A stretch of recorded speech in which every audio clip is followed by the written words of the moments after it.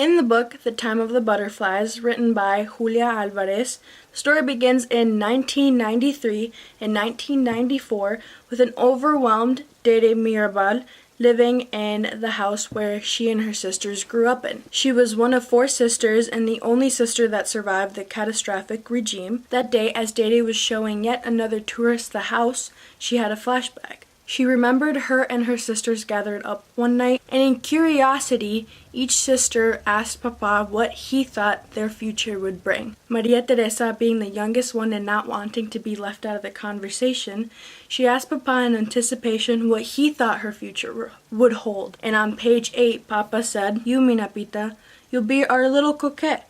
You'll make a lot of men's mouth water." And after that, on the same page, Maria Teresa groans. At 8 years old, in her long braids and checkered blouse, the only future the baby wants is one that will make her own mouth water. Sweets and gifts and big boxes that clatter with something fun inside when she shakes them.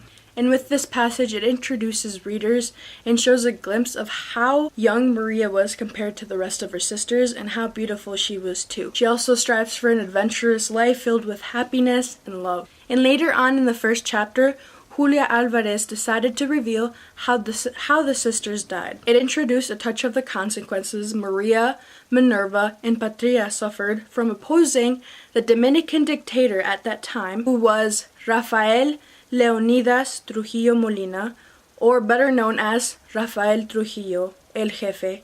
And on page 10, the author states, "Words repeated, distorted, words recreated by those who might bear them a grudge. Words stitched to words until they are the winding sheet the family will be buried in when their bodies are found dumped in a ditch, their tongues cut off for speaking too much." The sister that I was assigned to keep track of during this book was Maria Teresa Mirabal. If I were to create a visual piece of art representing Maria Teresa, I'd actually include all sisters in it. In my opinion, all sisters were extremely close to each other and needed one another. However, the image that I created was a picture of a tree and its roots. Minerva was very influential on the girls, especially Maria Teresa, and was not only the leader and creator of the revolution, but also leader within her sisters as well. She stood out anywhere she went, which is why I think she should represent the trees, the trunk, and the leaves. Mate, Maria's nickname, Patria, and Dede represent the roots. I believe they are the foundation and very important in their own way. And the roots is what makes the tree grow, makes it beautiful, and it all ties in together. And overall, a tree symbolizes family, ancestry, purity, and strength, which are some of the qualities the sisters possess. Maria is the best writer of the family. She tends to express her emotions through writing, and this also helps her take her mind off of things and is kind of like a coping mechanism for her.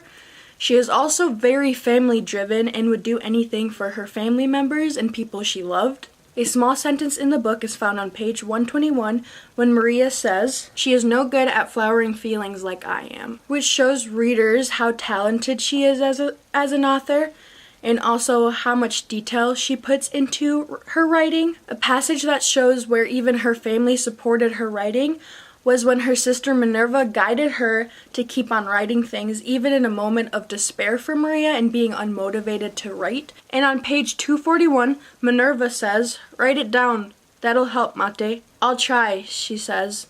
I tell her, "Give me a few more days." Maria also helped the family by writing letters, and this helped out Mama a lot too because she couldn't write or read. She helped Mama write a letter to Trujillo regarding Papa's death and even mentioned that the family would stay loyal to the president as much as Papa was to him. And on page 121, Maria says, "Mama and I spent most of the afternoon drafting the letter Dio Chiche suggested she write." She doesn't just help her mother write letters, but she also helps Minerva as well. She actually wrote the speech Minerva was to present for President Trujillo, and this led Minerva to gain permission to go to law school, which was forbidden. And on the same page, 121, the passage opens up with, "Last October, when she had to give her speech praising El Jefe at the Salcedo Civic Hall, guess who wrote it for her? It worked, too." This just proves how talented she was as an author.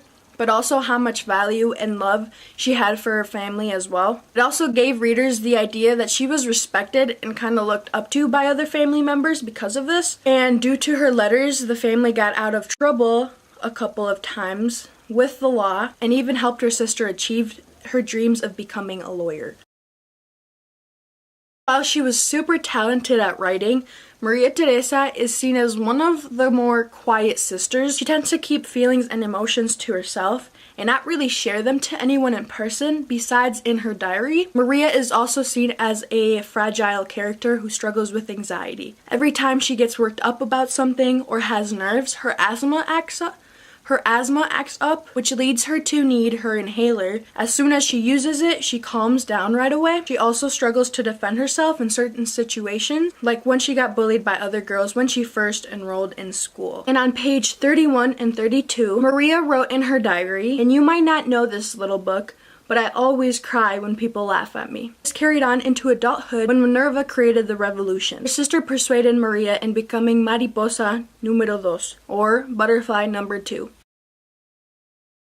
The first turning point for Maria was when she decided to join the revolution for 2 reasons. One of them being love, and the second reason was the influence of Minerva. Maria witnessed her sisters growing up, finding love, getting married, and settling down. She was also the youngest one and saw everybody else go through the stages of life except her. She soul-seeked a lot and also seeked for love, but in a way, she was also scared. She was scared because she didn't want to find a man like her father, who ended up having an affair with Mama, had a secret family which Papa hid from the Mirabal family. She also didn't want a man like Trujillo, who simply tossed women around his fingers, and when he was no longer interested, he just tossed them out like a rag. One day, as she started to learn about her sister's involvement in the revolution, a man stopped by dropping off a package for Minerva and her husband. That man is known as Leandro, who later on becomes Maria's husband. This only puts Maria further down into the involvement of the revolution, which both him and her sister were in. And all good things come to an end when Patria, Minerva, and Maria were arrested and torn apart from their families. They were thrown in jail for opposing President Trujillo and being involved in the revolution. And this brings us to our second turning point for Maria. All sisters, without a doubt, suffered while being behind bars, which led a certain change in each individual. However, in my opinion, Maria Teresa suffered the most. One day she was taken to La Forty to be stripped bare and be someone's persuasion method for the guards. This name was blacked out in the book, but it most likely is Maria's husband, Leandro. The man refused to say anything to the guards, and finally when the guards struck down on Maria, he decided to work with the guards, and Maria was taken back to prison. This was a very traumatic event for her and very hard to recover from. She lost motivation to write. She began to lose excessive weight. She would not braid her long, precious hair that she loved so much, and she even bled for the first time in about 3 to 4 months, losing the child she was carrying inside. On page 240, she wrote, "Still very weak, but the bleeding has stopped. I can't bear to tell the story yet. Just this. I've either bled a baby or had a period, and no one had to do a thing about it after the sim got to me." She also had horrific nightmares throughout the night and could not sleep, and Minerva tried to keep her calm through it. On page 231, Maria wrote, "She crawled in my bunk and held me, talking soft and remindful to me of all things I had to live and be patient for. I settled down. Thank God." And this shows readers how weak and vulnerable Maria was at this stage and her state of mind. However, one positive thing that did happen while being in jail for Maria was that for once she started to stand up for herself, especially against her sister. And as she was facing with the decision to tear out her diary pages for a personal statement to be released out of jail, which Minerva insisted on page 251, Maria said, "I'll see, I say at last. I'll see.